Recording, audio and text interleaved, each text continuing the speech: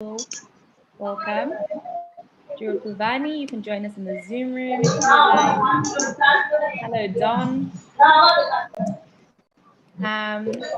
So, Vishwana, welcome to today's Zoom room. Are you there?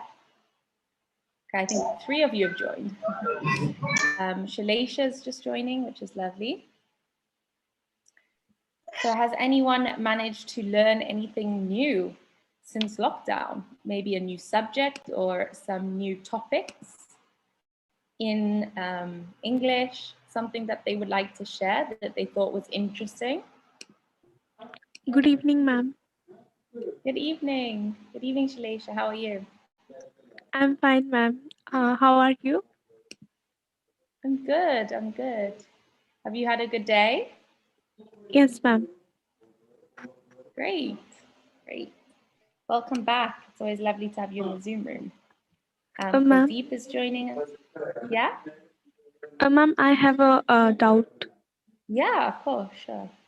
Ma'am, what is the difference between abroad and foreign? Between abroad and abroad, foreign. Abroad and abroad. foreign.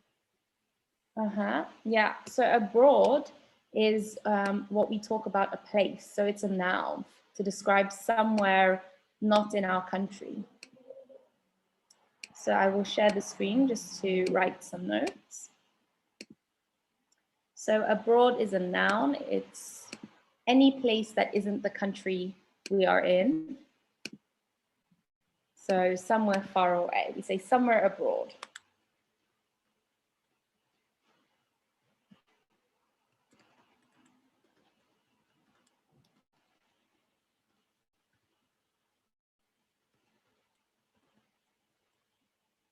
So you can say abroad. I'm going abroad. It means I'm going to another country. I'm traveling somewhere outside of the country. I am traveling abroad. Whereas foreign is used as an adjective to describe something that is from a different country. So it's just a way of describing that it's something from somewhere not in our country. So it could be a person is foreign. They come from another country, not our country. Or it could be an object. It's a foreign object.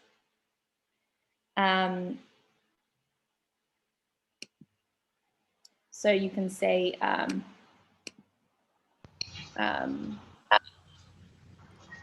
he isn't from our country. He is foreign. We can also use it to describe something that is different to us, something we're not used to. So that's another way of describing it. So foreign can mean something from another country. Or the second meaning can be that something is different, something that we're not used to.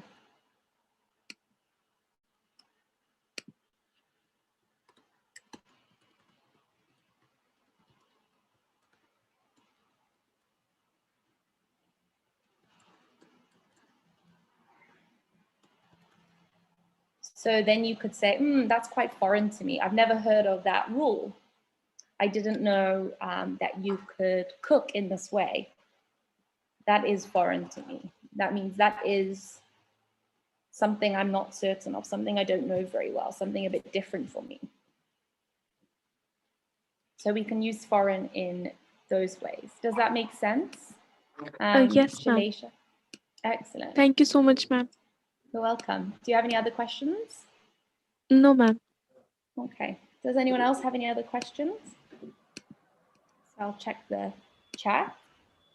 If anyone has any questions in the chat. Pratik, I'm good, thank you. How are you? Yeah, ma'am, I have another question, ma'am. Ma'am, this is an apple and it is an apple.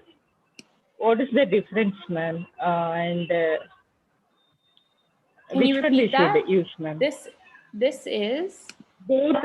This is an apple and it is an apple. This is an apple. You're pointing at something. It's in front of you. It's close by.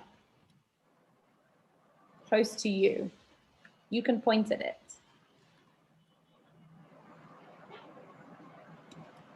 Or you are holding it. This is an apple, I might say. This is an apple, something very close. It is an apple. Something that you can't hold always. You could use it. You could say it is an apple if you're holding something. This shows the person that you're speaking to. It helps them understand what you're talking about. So when you say this, you can point or you can hold something and they know that the thing that you're talking about, that this is the apple. It is an apple might be the answer to the question, what is it? So the person already knows what you're talking about.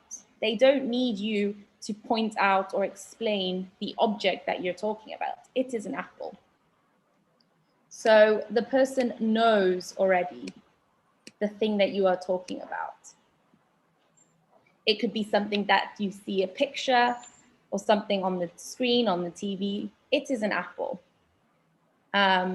Or it could be something close or far, but they already know what you're talking about. Does that answer your question, Lakshmi? Okay, ma'am. Understand, ma'am. Thank you. Is that clear? Okay, Yes, good. ma'am. So Yes, ma'am. good. So what is King it means? We already know the answer, so we are asking what is it? Yeah, so when you say it is an apple, the person knows, they might not know what it is, but they know what to look at. They know the thing that you're talking about. Even if they don't know what kind of fruit it is, they know where to look. So you say it is an apple, but this is an apple. This thing, you are helping them look in the right direction at the right object. So I could lift this cup and say, this is a cup. So I'm pointing to help them know that I'm talking about this thing. This is a cup. They're not already looking at it. But if they're looking at this and they know that we're talking about this object, then I just say, it is a cup. So it's about helping the person you're talking to know what to look at. This, look at this. This is an app. This is a cup. Does that make sense?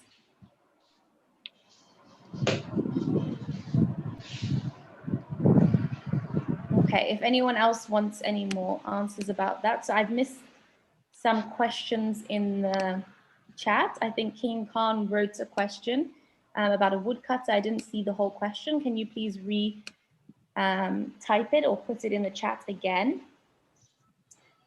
Because I can't go back to the start of the chat. Ty says, when can we use an? Yeah, an. A or an. An is before a vowel. An is before a vowel. And a is before a consonant. So you say play. Yeah? Consonant sound or vowel sound must be there. Yeah. Consonants are the types of letters. It's the letter. So a consonant is a letter, and it is to do with the sound of the letter. So consonants, we don't use our breath as much as we do with vowels. The vowels are few. An is before vowel sound. Not must be a letter, but it should be vowel sound. An umbrella is an example. Yeah, exactly. So U is a vowel. So the vowels are A, E, I, O, U. So anytime that a word starts with one of those, we need an. An umbrella, exactly. An apple. An elephant. And then there's an exception when you have a sound But that sounds one like rupee you. note. But a 1 rupee note. And A? 1 rupee note. Can you A 1 rupee note. A 1 rupee note. Not an 1 rupee note. A 1 rupee note. I'm not quite sure the sentence you're saying. Yeah, there are exceptions. So usually before the vowels, and the other exceptions are when it has a U sound. So things that sound like U that sometimes begin with Y, such as unicorn. That is the exception. So we move that to the consonant sounds. So we say a unicorn, because it's not sounding like a vowel. It's not a sound that we have with umbrella. It's a unicorn. So we can almost argue that it sounds a bit like we're using a Y sound. It's pronounced like that. So some pronunciations. Pardon? What is today's topic? So I'm going to get on to modals if we have time, but often there are lots of questions. So right now I'm answering questions. So that was Ty's question. But if we have time, I'll get on to shall and will and should. Hello, Vandangi, welcome. So we have a unicorn. Yeah, that's an exception. We don't usually say a one. So somebody said about a one. We don't say that because one is one thing. A means one thing. So we don't combine them. We don't combine them. So we can't say a one droopy thing. That's wrong. So we don't use that because a means one thing. So a umbrella or an umbrella, as we say, an umbrella means one umbrella. An apple means one apple. An elephant means one elephant. So we don't say a one. So does anyone else have any other questions today? So I'm looking in the chat. So King Khan, I missed your question. If you want to repeat that. Ty said an accident, an appointment. Yeah, excellent. Well done, Ty. Because a is a vowel, a. So at the beginning of any word with a, an accident, an appointment. Excellent, Ty. Yeah, perfect.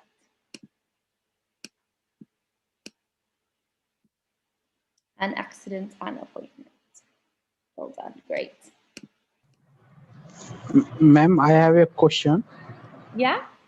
Yeah, can I use before play a? Before play?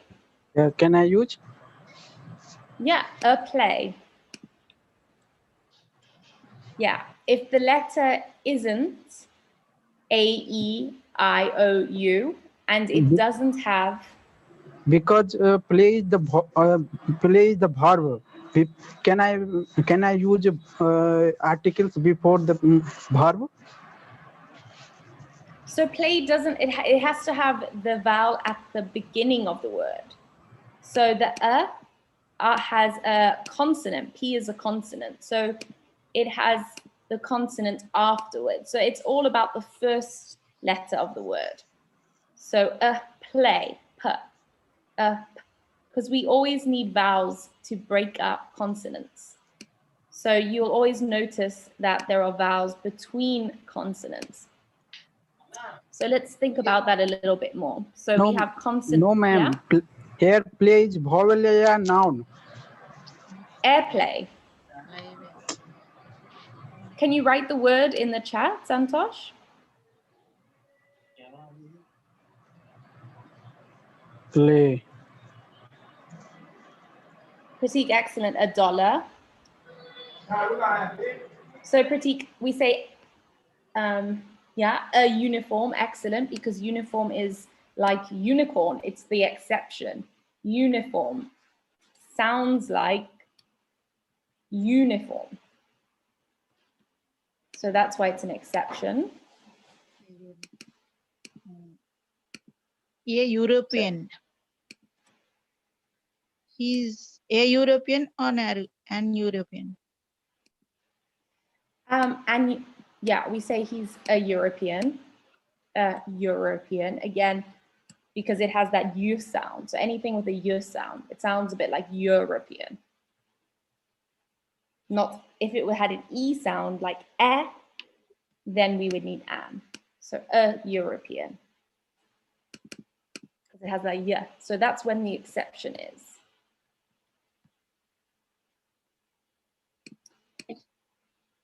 So I hope that answers your questions.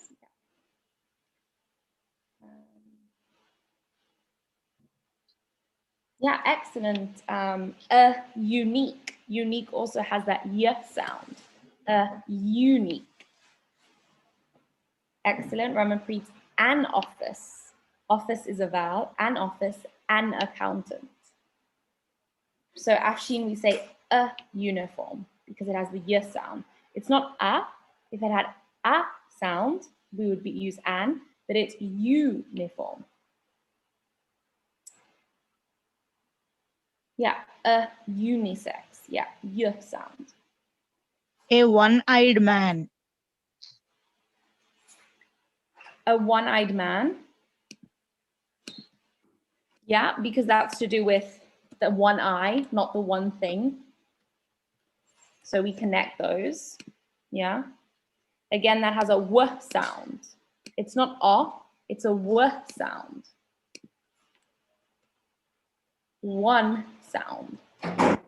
If it was O sound, an octopus, then we have an octopus. So the exception is when it doesn't sound like A, E, I, O, U. Ooh. Afshin says, why do we say an hour? An hour. Because H is a consonant. An hour. An hour. Yeah.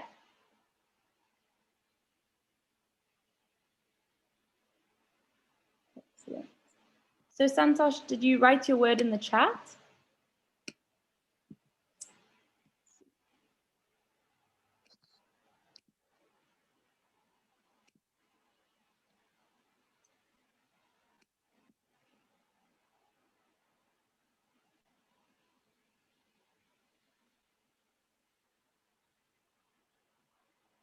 So welcome, Carlos. You can join us in the Zoom room if you would like.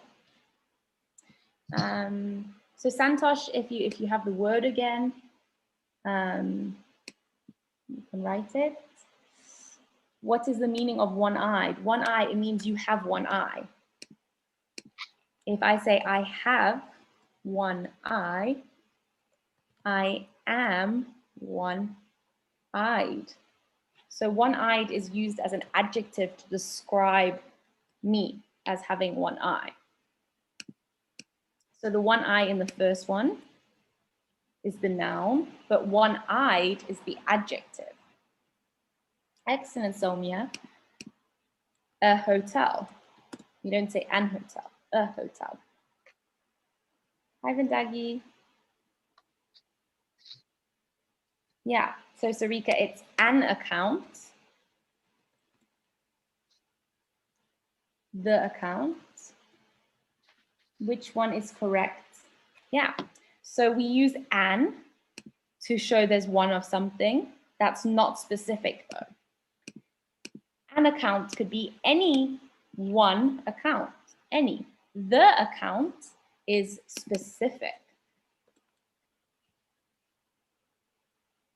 So it's the one account that I am talking about. I am talking about a specific account.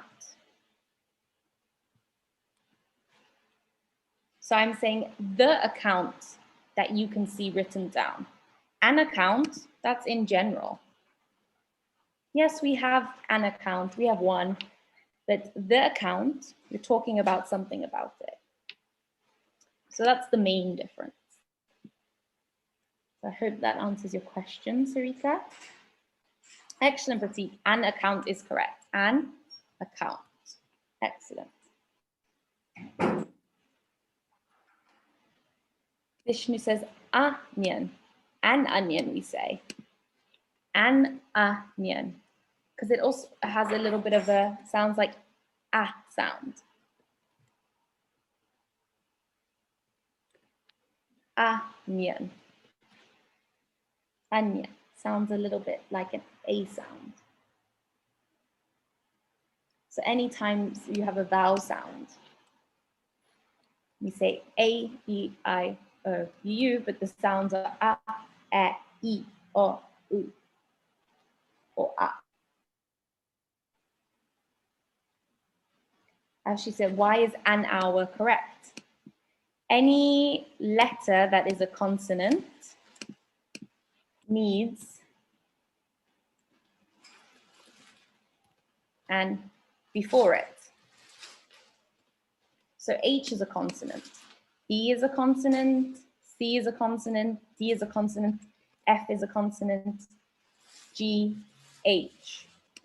Any letter that isn't A, E, I, O, U is a consonant and needs an before it. So, sorry, needs A before it.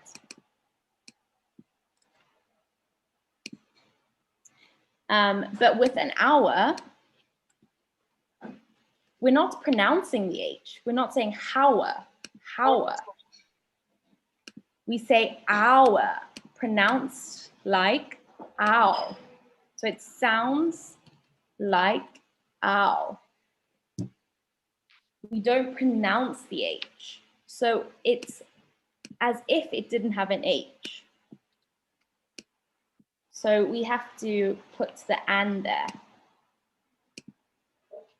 because it sounds like we're not saying the H. So if we said hour, then it would be a hour, but that's not the way that we say it. There are other words that begin with H where we do use a, like somebody said, a hotel, a home.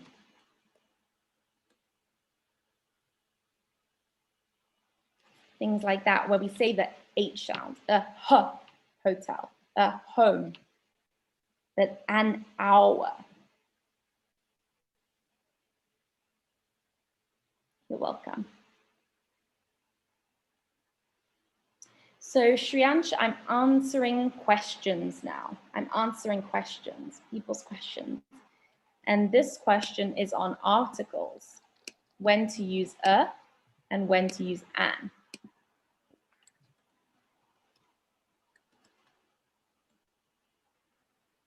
Yeah, so we've talked about how the rule is before a consonant, it's a, before a vowel, it's an, but if something sounds like a vowel, then we use an, and if something sounds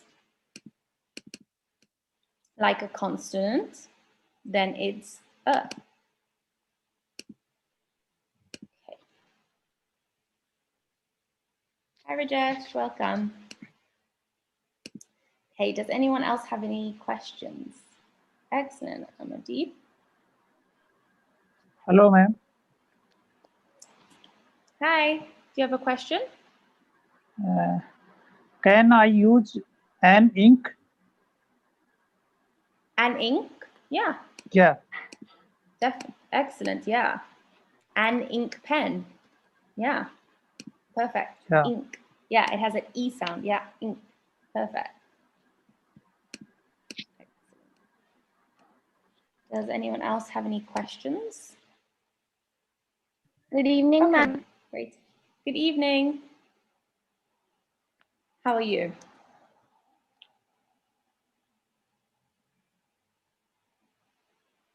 Okay. So if someone has a question, let me know. Don't be shy. Please interrupt me. Ask any questions that you have. It's always great to start with questions, so you're not having to think about them. Welcome, Mohammed. Welcome, Abdurrahman. You can join us in the Zoom room. Welcome, Shuba. So does anyone else have any questions before we move on to another topic? Okay, great. So if you have questions, write them in the chat or interrupt me, that's fine. So let's start today with thinking about shall, should, and will. So we've already talked a little bit about that, but let's do it in more detail. Okay, so yeah, and I can see lots of you are following me, so thank you. If you want to give me a follow, and then you can write in the chat. It's how the app works. But please do, and then you can ask any questions that you have. I want you to ask questions and I want to help you if I can. Okay, so we've thought a little bit. Manish, did you have a question? I see you unmuted I have a question. Yeah, what is your question? I am not able to watch your complete episode that I want, and I am not able to see what are you, teaching. Understand? So we just started with a question that somebody asked about a and an, so articles, and I just explained that. And now we're about to start on a different topic. So we're going to talk about modals, about shall, will, and should. Ma'am, what about the, the, another article, the? Can you repeat that article? The. A and is okay, and the, what about the? The, can you spell it for me? The. T-H-E, oh, the article, yeah. So it's, okay, yeah. Another article is hard to say. So what is your question about it?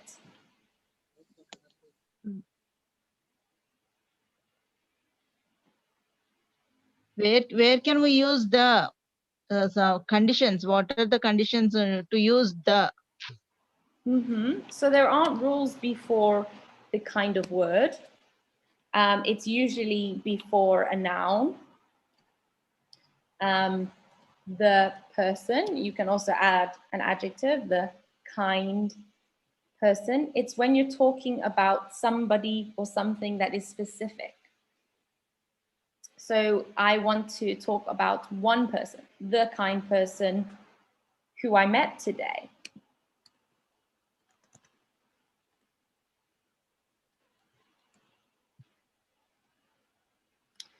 You might say, did you see the show?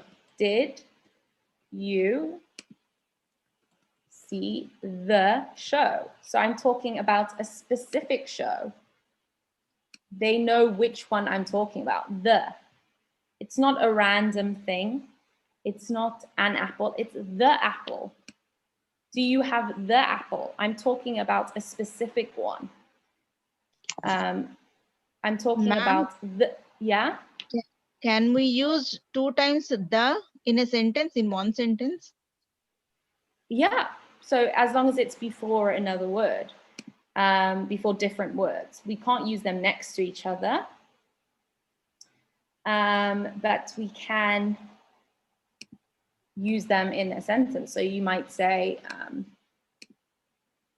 There's no rule that you can't. It depends on the kind of sentence. So you might say, I like the new dress that you bought from the shop. So that is fine. Two the's, but they're in front of different nouns. The shop, so we know which shop. When I say the shop, the person I'm talking to knows the shop that I'm talking about. The dress, they know which dress I'm talking about. So in the conversation, we both know which nouns we are talking about. The is with specific nouns. I like the new dress that you bought from the shop. Does that answer your question, Sonia? Yes, ma'am. One more doubt, ma'am. Yeah. I ask one question. Yeah. A mole on the forefinger on the right hand. Is it correct? A mole on the forefinger on the right hand. I'm not sure what the phrase means. A mole on the forefinger of the right hand. Is it correct or not? Yeah. There's nothing. The are there. The sentence is fine grammatically, yeah. You can say you have a mole on the forefinger of the right hand, or there is a mole on the forefinger of the right hand. There's no verb in the sentence, so it could be doing something. So it might be there. So you might say there.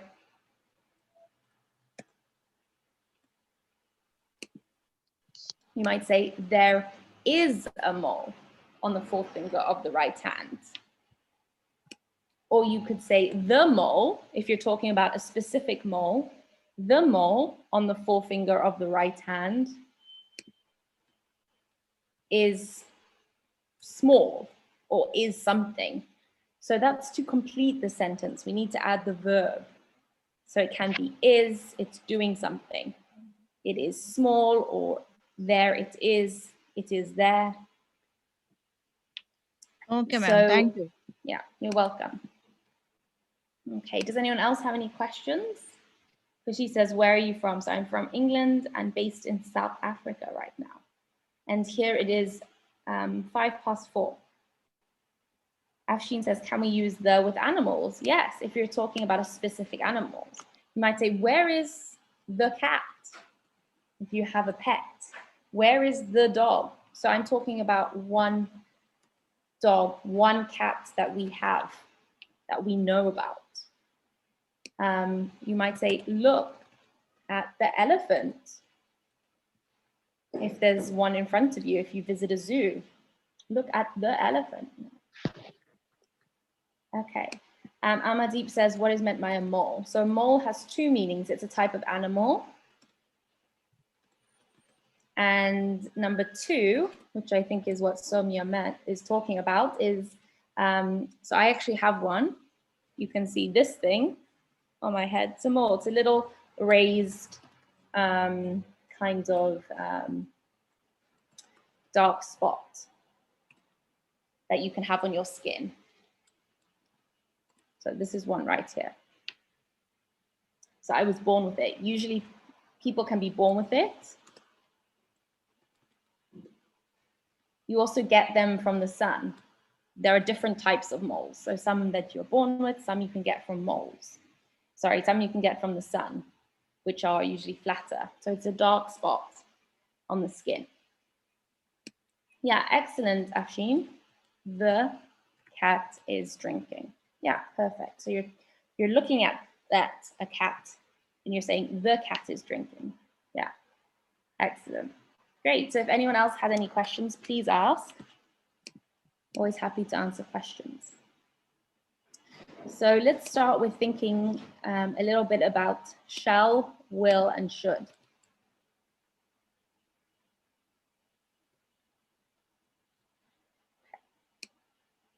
So we have already talked about modals. We've looked at other modals.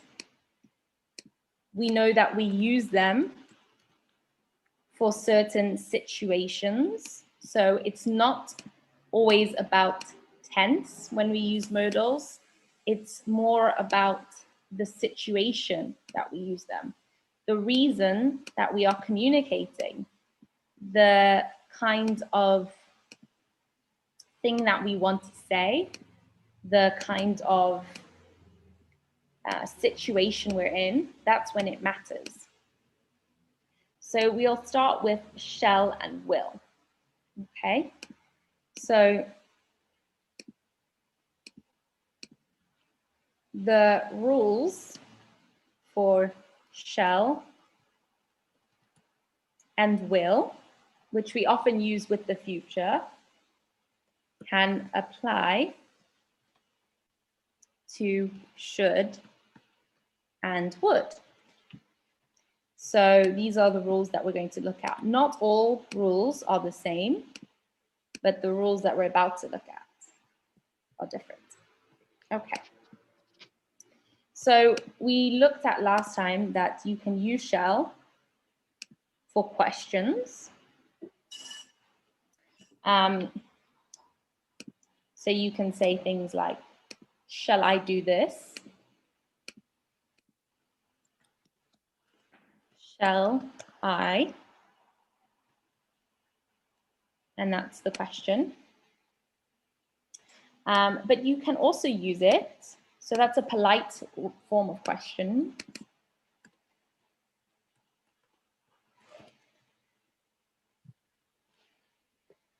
But you can also use it to talk about the future. So this is what we're going to think about today when we use it for the future.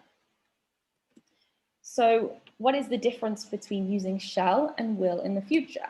That is what we're going to think about. So we've seen that shall and will can be used for the future. Should and would can be used for the past and an imagined reality, something that isn't real. So we won't have time to talk about that today, but we will apply these rules. So shall and will is used to talk about future actions. That's what we're talking about, so future actions. So you can say, I shall be home by 3 p.m. tomorrow. The contraction becomes I'll. So the contraction is the same as the contraction for will. That is why people think sometimes we don't use it often. We don't notice sometimes if we're using will or shall. So we have a question, how can I prepare my IEL test in 1 month? Yeah, that's difficult in a short amount of time. How can we read the sentence? I will be home by 3 p.m. tomorrow, or I shall be home by 3 p.m. tomorrow. So when you read the contraction, you say it as it is contracted. So you say I'll. Means I will. Yeah, in this case, it means I shall, but it's the same contraction. I will would also become I'll if we contract it. So I'll, it could mean I will, and it could mean I shall. So I'll be home by 3 p.m. tomorrow. Yeah. So the rules that we're talking about that are similar to should and would are when we're talking about it for the past. The imagined reality is a little bit different. So these are future actions when we're making a statement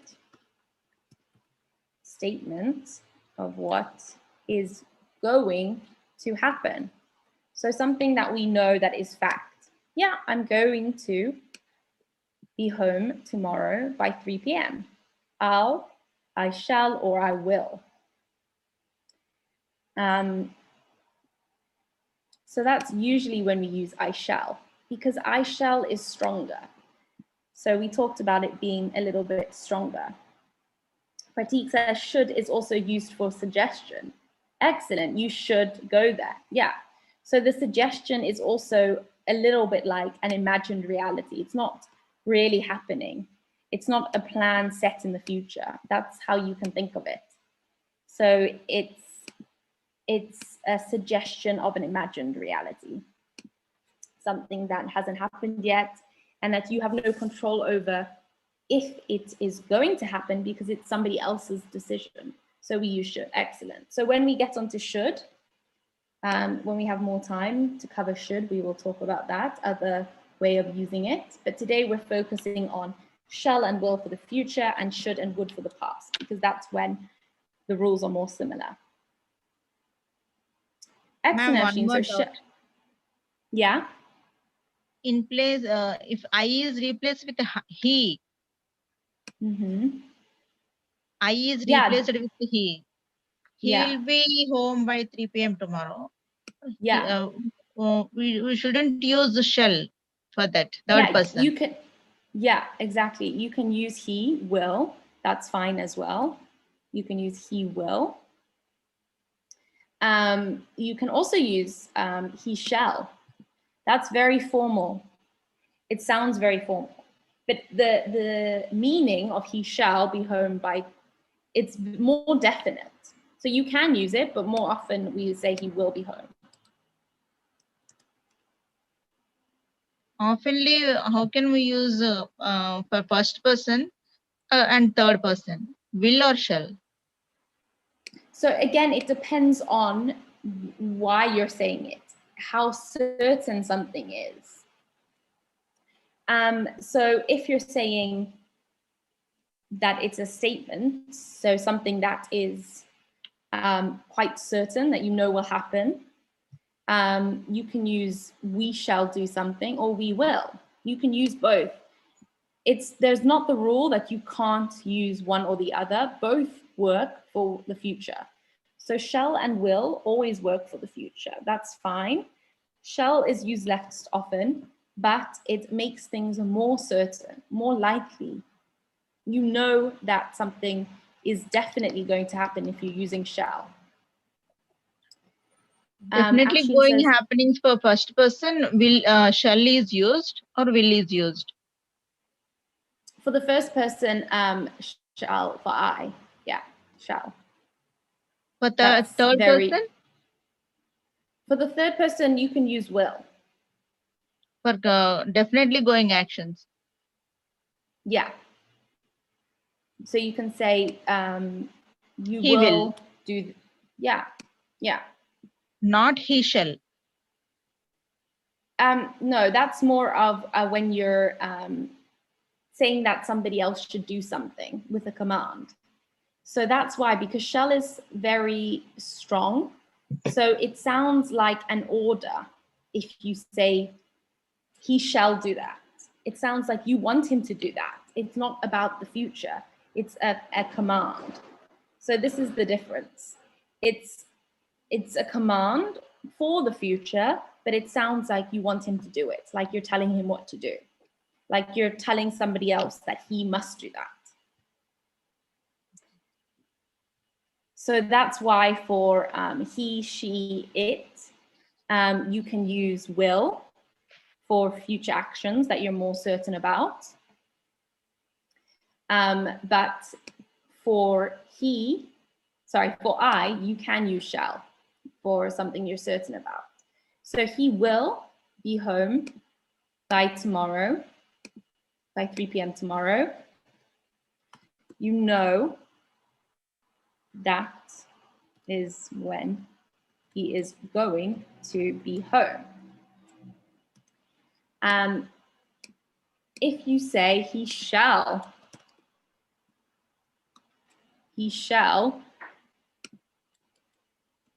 be home, it sounds a bit like a command. It's not always a clear difference. The difference isn't always clear, but it's more leaning towards that way. It sounds like you're giving a command. So if you have ever watched old films set in the past, you might have heard the phrase, it shall be done. It shall happen, sir. If you have somebody working for a lord, something like that. It's a very old-fashioned thing. People wouldn't say it. But I never seen shall with third person. Any sentence. Never seen it till now. I have that doubt. so I think my internet might have cut out there. I don't know if you heard me. So there is an old-fashioned phrase to say, Okay, it shall be. you. You're welcome. So he shall be home. It sounds more like a command. So you can use shall, but only when you want. So let's summarize that rule.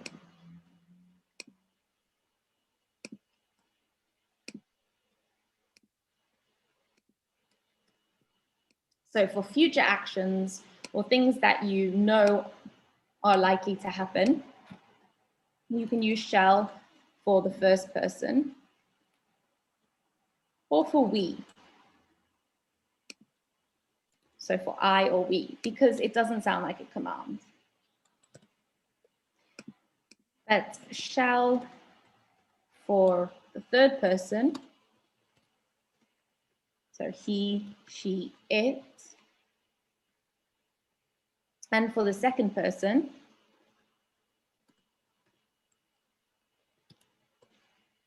so you, it sounds like a command.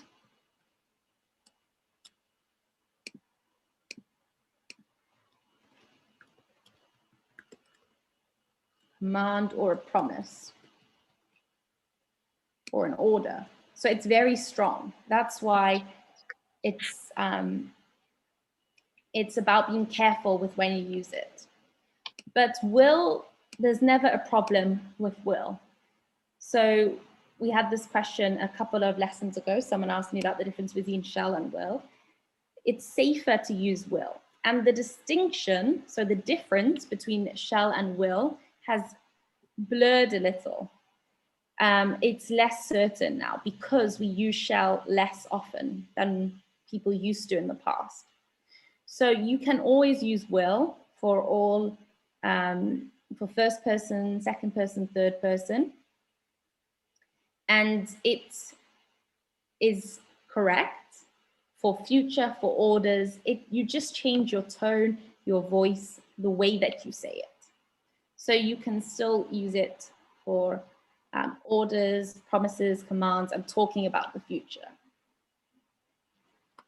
The time that it is safe to use shall, when it's not confusing, is with the question, shall I? It's very polite.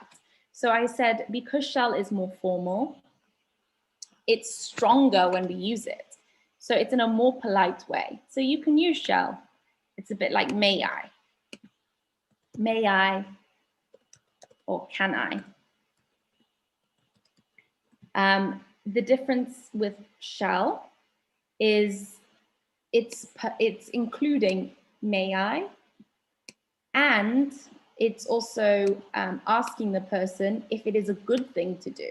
So not only if you can do it, but is it a good thing to do? Do they recommend it? Just like with should, you use to make a suggestion. So we use shall in the question form, asking about the suggestion. Shall I do this? Should I do this? So you can use both. So Sarika says, although should and would are in past, but they're using different types of sentences. Excellent. So they're the past form, but yes, we use them in different types of sentences. Pratik says, will is most with all pronouns. Yeah, so we're not using pronouns here, he, she, it. Yeah, I haven't used them all. I haven't shown you, but yes, will is used with all of them, with they as well. They, so you can also say they also sounds a little bit like a command, they shall.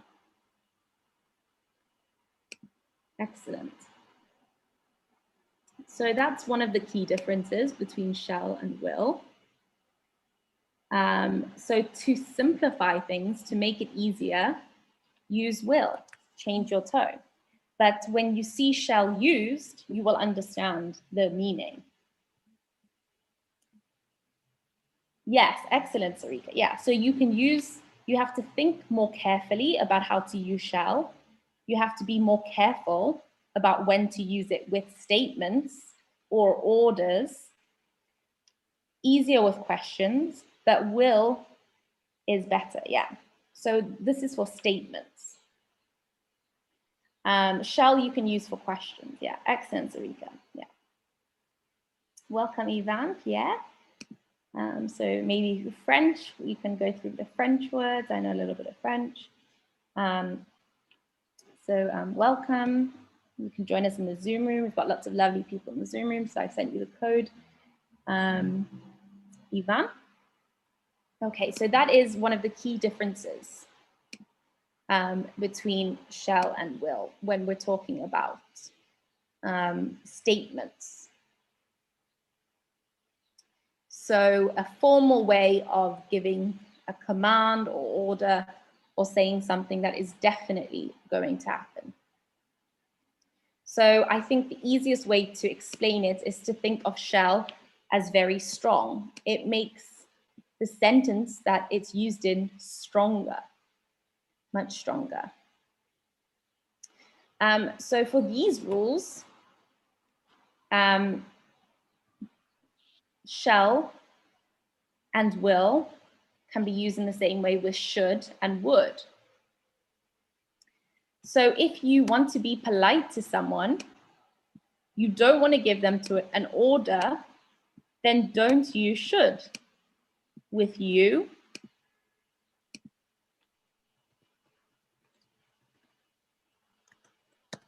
so if you don't want to give someone an order,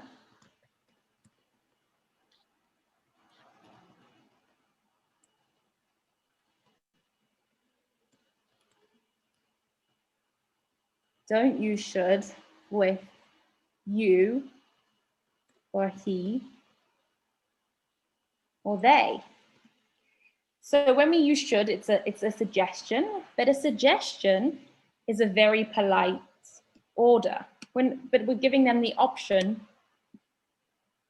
the choice, whether to do it or not. So just like you might say to somebody, you should, only if you think they should do something. We don't use it unless that is the case. So you might say to somebody,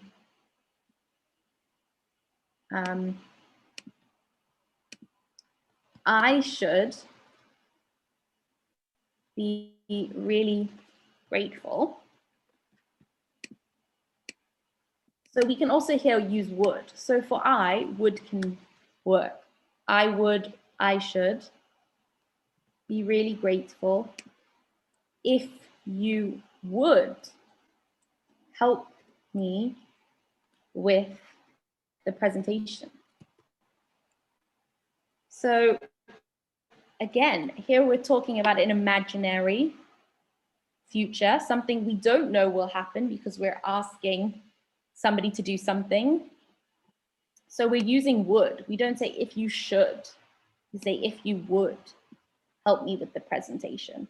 So we're asking for help for an imaginary future. Does that make sense? It's quite a difficult topic. There's a lot of subtleties. Does anyone have any questions? So Pratik says, what is the difference between you have to go there and you should go there? Yeah, you have to, there's no choice for the person. You should, you're giving them a choice. You should, I think it would be good if you did that. I think it is a good idea to go there. So you're giving them the option, you're telling them what you think is the best thing to do in the future, what their best reality in the future would be. But you have to, you are not giving them a choice. Ma'am, give some more examples with wood, using wood. Yeah, I will. Okay, yeah, so let's do some examples. Again, we use it with questions. Would you? Would you mind helping me? Would you mind helping me? So the question, we switched it around. If it was a statement, we wouldn't say you should help me. It's more of, would you mind helping me? So whenever we want to be polite and ask for something, or say that something in the future is something we want to happen to somebody else, we use would. So with you, so let's look at a lot more examples. So you might say you would really enjoy this restaurant. Again, we're not giving advice. We're telling somebody something we think is true of the future. If they did something, we're imagining a future where if they visited the restaurant, they are going to have a nice time. But we don't want to use should because it sounds like we are telling them what to do. So we're making a suggestion with would. You would enjoy this restaurant in the future. But you might say you should go to the restaurant. Excuse me, ma'am. Yeah? Ma'am, here we can use you will also, ma'am. You will really enjoy this restaurant. Yeah. Excellent. Yeah. Will also. You would mean, is it past tense? No, so here it's not past tense. So this is when we're using would as an imaginary future, something that we don't know will happen, that we don't have control over, but we use it to show that we don't, that it's not the future, that we can control, and it's very polite. So in previous classes, I covered about using would, an imaginary with wish. So that explains the imaginary part of how it's something not real. So we use would for imaginary futures. Excellent. Pratik says, would it be okay if I take your laptop for a day? Excellent.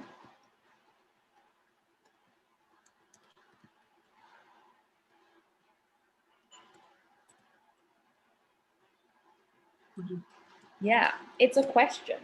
If you said to them, should I take your laptop for a day? You're asking them if it's a good idea. But would it be okay? You're asking them if you can do it. Yeah. So I want to answer Lakshmi's question about the difference between you will and you would. You will really enjoy this restaurant. It's more definite. More definite. You will really enjoy this restaurant. More definite. More casual. And a little more assertive. Because again, will is for a definite future. We know that's going to happen. You would really enjoy this restaurant, much more polite, because it's an imaginary future. We're not making certainties. We're not saying that it is definite that they are going to love the restaurant, but that we think it's highly likely. I think you would really enjoy this restaurant. I think it's a really good idea for you to try it out. It's a very, very subtle way of making the suggestion and saying that we think that it is something that they would like and should do. So it's much more polite, a little more formal, less assertive,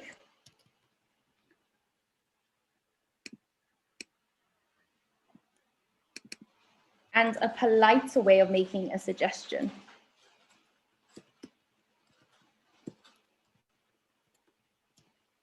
So if we say to someone, you should go to the restaurant, that's a nice suggestion, but it's also a bit more forceful that we are saying it is something that we think they must do in a polite way, but still, but you would really enjoy this restaurant. It's a very subtle way of making a suggestion. It's not even obvious that we're telling them that it is something that they must do. So even more polite. So like I said, shall and should are a bit stronger than will and would. So would is much politer, much calmer. So Ashin, would you like to take dinner? I'm not sure what you mean by take dinner. Have dinner? You say have dinner. Yeah. Would you like to have dinner? Yeah, exactly. Very polite, asking a question, very kind. Would you like to have dinner? Yeah. Would you mind if I borrow your car? Yeah. Would you mind? Yeah. Is that a possibility that in the future you will mind or you will be upset if I borrow your car? So it would because it's not... Ma'am, one more doubt. It Yeah. would be better if it is done in previous class, means it is imaginary condition or means unreal. It will be better. It would be better. It would be better. Yeah. Here it's a hypothetical situation. So you're imagining a different scenario that didn't happen. So you're looking at something that already happened and you're saying, if it had happened a different way in the past, it would have been better. And in the future, if it was different, it is better. Yeah, so it's a hypothetical. You're imagining a different scenario, a different thing that never happened. So it's talking about the future, but we use would because it's imaginary. Does that make sense? It hasn't really happened, and we don't know if it's going to be different. Does that answer your question, Sonia? No, ma'am. Thank you. Okay, you're welcome. Yeah. So would you mind if I borrow a car? Is there a possibility? We don't know if somebody is going to mind. It's not definite. So we use would. It's more polite than will.